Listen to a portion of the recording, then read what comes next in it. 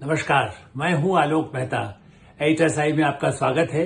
हमारा अनुरोध है कि आप एचएसआई देखें, लाइक करें, सब्सक्राइब करें, मित्रों को, ग्रुप्स को फॉरवर्ड करें और उनसे भी आग्रह करें कि वे भी सब्सक्राइब करें ताकि अधिकाधिक दर्शकों तक हमारी बात पहुंचे और उनकी राय और आपकी राय भी हमको मिल सके।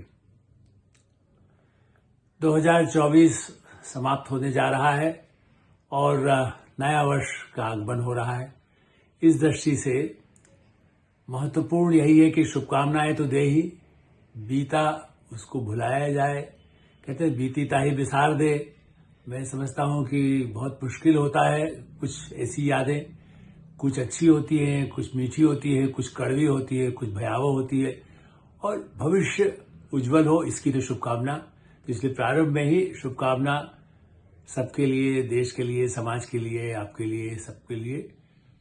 और राजनीति से तो कैसे बचेंगे? राजनीति तो जनवरी से ही शुरू होना है या उससे पहले ही शुरू हो गई है और पहले भी होती रही है। लेकिन दिल्ली इंद्रप्रस्थ राजधानी, महाभारत काल से इस पूरे क्षेत्र को राजनीति के या शतरंज से कभी बचाया नहीं जा सका। इसलिए आज बात धर्म को राजनीति से जोड़ने का बहुत ही एक ऐसा प्रयास जिसको कहते हैं कि मास्टर स्ट्रोक अपने आप को जो कहते होंगे, जो आम आदमी पार्टी के नेता, प्रमुख, मुख्यमंत्री तो अभी नहीं है, पूर्व मुख्यमंत्री है और घोषणा है कि वो फिर से जीत के आएंगे दिल्ली विधानसभा के चुनाव में, तो वही मुख्यमंत्री होंगे। अरविंद केजरीवाल ने कह दिया कि हम मंदिरों के पुजारियों को भी 18,000 रुपया देंगे और अभी से उसका रजिस्ट्रेशन उन्होंने 31 दिसंबर 2024 2024 से शुरू कर दिया।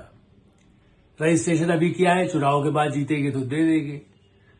और मंदिरों के पुजारी और गुरुद्वारों के भी ग्रंथी, उन सबको 18,000 रुपया प्रति माह। आप अंदाज लगाइए आजकल जो युवा पढ़ करके आ रहे हैं उनको क्या भावना उनके मन में आएगी कि भाई हम तो पुजारी बन जाए, ज्यादा अच्छा है। जो कई बार तो 10,000 की नौकरी, 15,000 की नौकरी मिलना कठिन होता है। जो प्रारंभिक जैसे कह सकते प्रशिक्षण के लिए जब होता है तो पहले सीखे आदमी या कुछ करे। सरकारी नौकरी को छोड़ दीजिए, लेकिन ये तो सरकार की तरफ से मिल रहा है। बाकी तो दान दक्षिणा जो जिससे ले सकता है वो ले ही सकता है। मिलेगा कि नहीं मिलेगा इस पर भी सवाल है। इसलिए भारतीय जनता पार्टी और कांग्रेस ने तुरंत हमला किया है कि देखिए ये क्या हो रहा है, ये अपीजमेंट का है, ये रेवड़ी बांट रहे हैं, ये कर रहे हैं।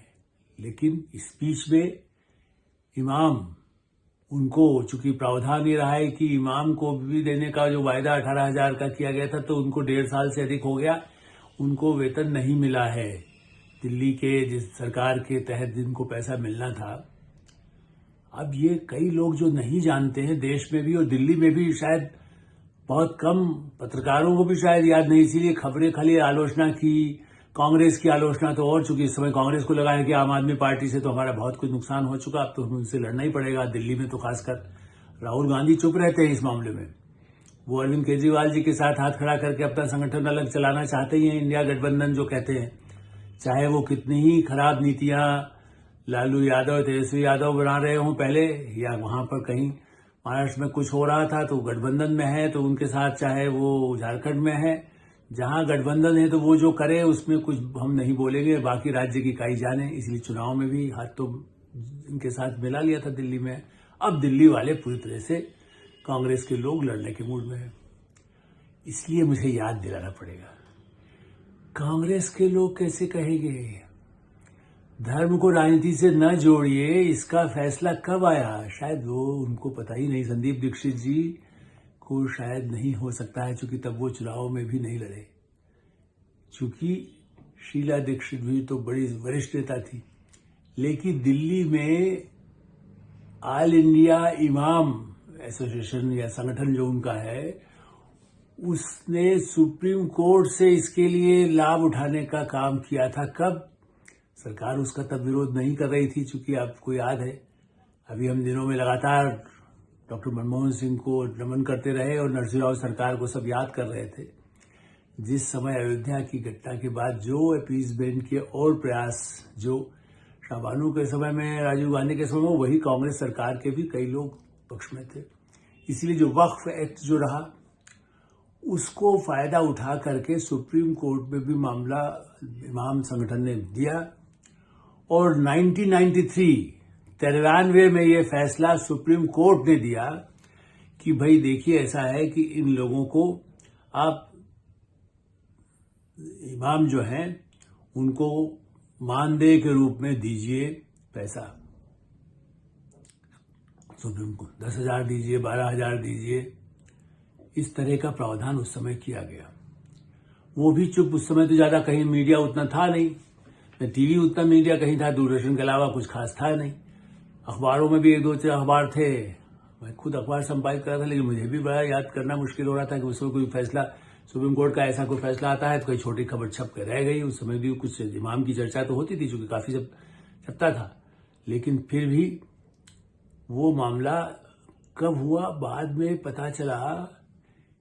अरविंद केजरीवाल जो कि प्रशासनिक सेवा के और सूचना के अधिकार के ही बड़े एक्सपर्ट रहे, उन्होंने 2020 के चुनाव से पहले, अब 2025 में चुनाव होना है, उससे भी 3 साल पहले इमामों के मतलब जो दिल्ली से उनसे जुड़े हुए थे, उनके ही एक सम्मेलन में जाकर के घोषणा की कि हम इसको 10,000 से 18,000 रुपया कर देंगे, हम करने जा रहे हैं।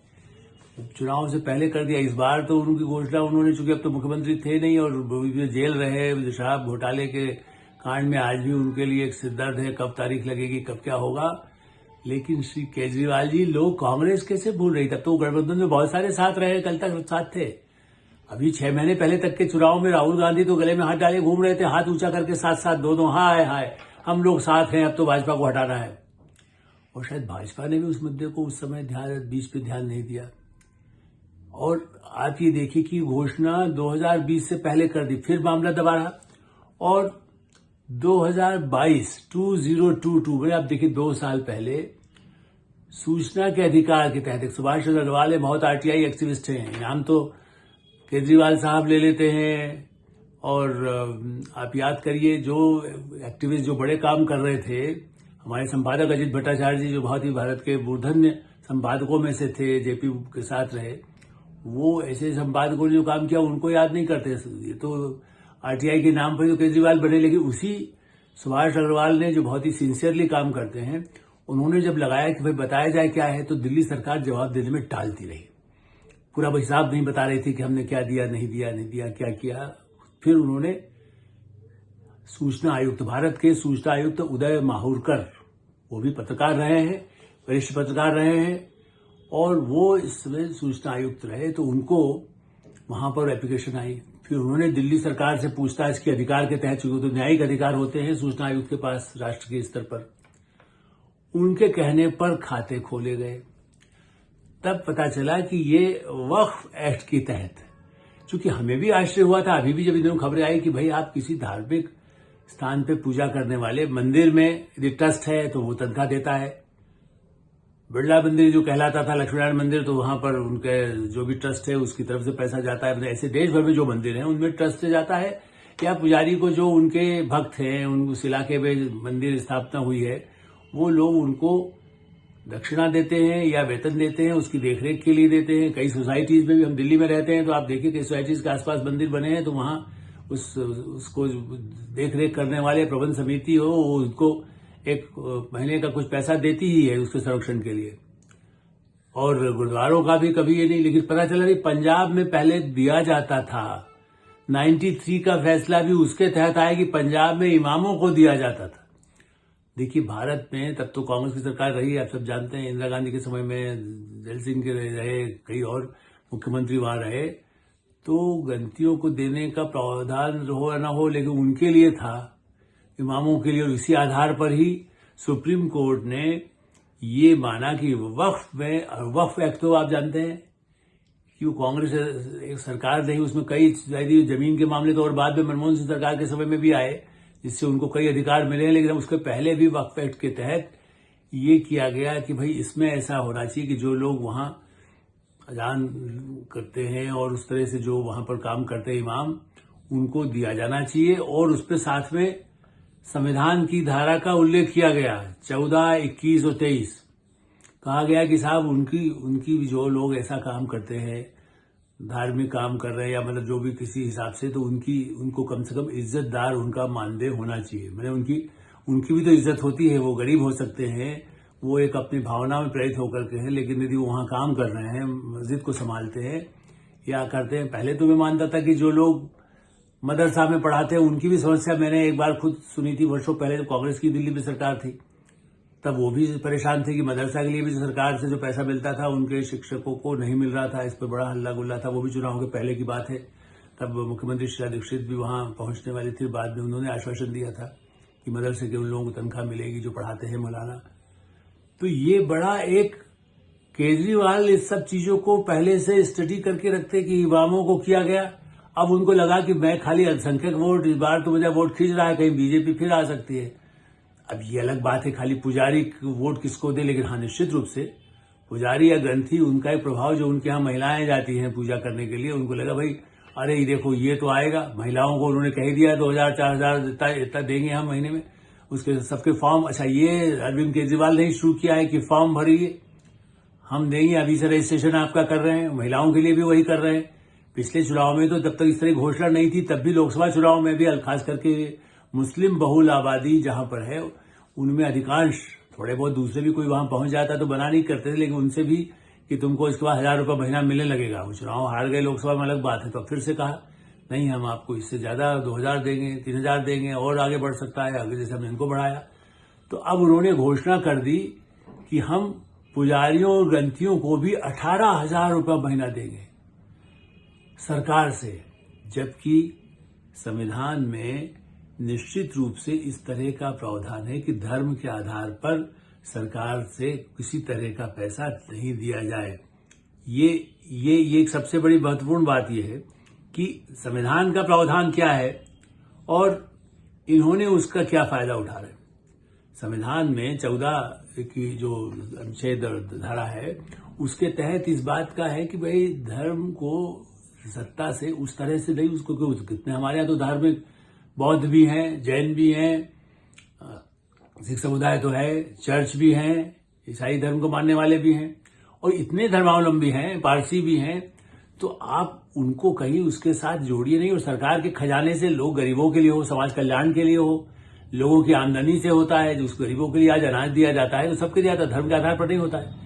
लेकिन आप कहेंगे हम इमाम को देंगे, हम पुजारी को देंगे, हम ग्रंथी को देंगे, तो फिर दूसरे धर्म के जो लोग हैं, अच्छा फिर जैसा हमने कहा, आपने देखे कितने ही ऐसे धार्मिक संगठनों में या संस्थाओं में कहीं गड़बड़ होती है तो वहां का प्रबंधन या सरकारी हस्तक्षेप।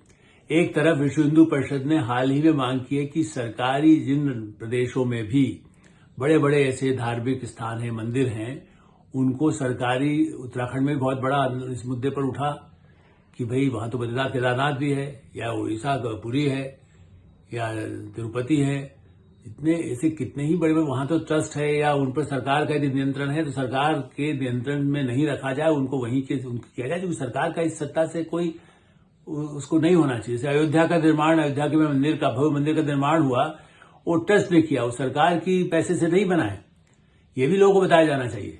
उसमें सरकार की भूमिका थी कि वहां सुविधाएं आसपास जितनी है, जमीन का अधिग्रहण हो, उसमें सुविधाएं दी जाए, लेकिन पैसा जो है सरकार का, केंद्र राज्य सरकार नहीं खर्च कर सकती थी, यही तो प्रावधान था। अब आप इमाम को पैसा देंगे, कल से कहेंगे यहाँ पर हमें मस्जिद बनाना है, या कोई कहेगा हमें गुरुद्वारा बनाना है, तो उसके लिए दीजिए, क्योंकि वो कहेगा साहब देखिए ये तो यहाँ भूकंप आया था, यहाँ बाढ़ आई थी तो ये टूट गया है, इसको भी आप सरकार बनाए, क्योंकि मैं तो आजीविका कैसे, मुझे 18,000 रुपये देंगे और ये तो टूट गया था, इसमें कैसे मैं काम करूंगा।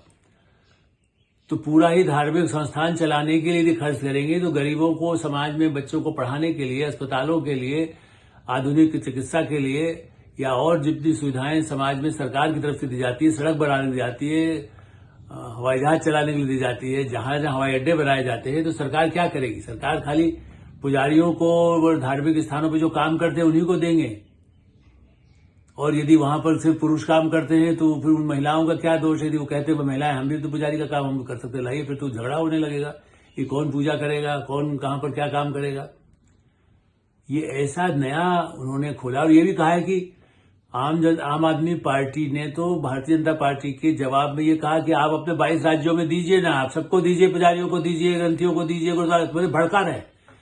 धार्मिक आधार पर ऐसा भयानक, ऐसा दुनिया में शायद ही कहीं हुआ वो, धार्मिक आधार पर ऐसा चुनाव से पहले, चुनाव नहीं, चुनाव आयोग पता नहीं क्या इस पर करता है, ये कहना कि भाई आप है तो आप भी दीजिए।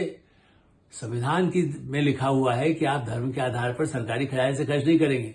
यहां तो आपने वक्फ का नाम ले लिया, वक्फ एक्ट कहता है कि उसमें से कुछ उनको देना चाहिए और मानदेय देना चाहिए। पहले तो दिल्ली में भी जब जवाब दिया गया था कि साहब पहले हम 1-1.5 करोड़ खर्च करते थे, बाद में कहा कि नहीं, उसके बाद में जब और हिसाब किताब पूछा गया तो बताया नहीं, अब तो हम लगभग 3 करोड़ रुपए के करीब देने लगे हैं। ये जो स्थिति है, ये 2.5 करोड़ करीब हो गया, उसके बाद 3 के आसपास, बाद में तो और बढ़ गया होगा। ये आपको मैं 2 साल पहले के आंकड़े बता रहा हूं जो कहीं उपलब्ध थे। अब उसमें भी क्या उनसे रसीद दी जाती है, उनका रजिस्ट्रेशन होता है, उनका कंप्यूटर से इमामों को दिया जाता है, नहीं दिया जाता है, उसमें कोई घपड़ा, चूंकि वक्फ तो बिल्कुल सरकार के अधीन वैसे रहता नहीं, डायरेक्ट रिकॉर्ड कोई मांगे, सीआईसी मांगे, फिर उसका डिपार्टमेंट मांगे, उसमें कई महीनों से निकल जाते हैं। इसमें भी ऐसा ही हुआ था, सरकार तो जानकारी देने को तैयार नहीं थी और न वक्फ देने को तैयार था। तो धर्म के नाम पर राजनीति का जो कार्ड खेला है अरविंद केजरीवाल जी ने, वो संपूर्ण भारत के लोकतंत्र के लिए, संविधान का हाथ में लेकर घुमाने वाले, और संविधान पर अभी बहस हुई थी। प्रधानमंत्री नरेंद्र मोदी, गृह मंत्री अमित शाह, उनके कानून मंत्री, उनके महाधिवक्ता, ये सब ऐसा मुद्दा है जो नए वर्ष में महाकुंभ में सब जाएं। आप अजमेर शरीफ में यदि दरगाह पे सब जाने वाले हैं पर्व पर, वहां जाएं, या जो उसको चर्च में जाना था वहां चर्च में जाएं, जहां गुरुद्वारे में जाते हैं, स्वर्ण मंदिर से लेकर के देश भर के गुरुद्वारे में या दुनिया के गुरुद्वारों में, वहां जाएं, बौद्ध मंदिर में जाएं। लेकिन सवाल यह है कि क्या उसको उसमें सरकारी खजाने से ही उन सब के लिए खर्च उठाना शुरू हो। वहां पर जो पाठ करने वाले हैं, पूजा करने वाले हैं, अर्चना करने वाले हैं, सब विद्वान हैं, उन सब के प्रति मेरा सम्मान है। लेकिन क्या सरकारी खजाने का उपयोग धार्मिक भावनाओं को करना और राजनीति में चुनावी मुद्दा बना करके हम सत्ता में आएंगे तो इतना देंगे, ये जो शुरुआत है ये कितनी खतरनाक साबित होगी। उम्मीद करते हैं कि सुप्रीम कोर्ट भी हस्तक्षेप करे।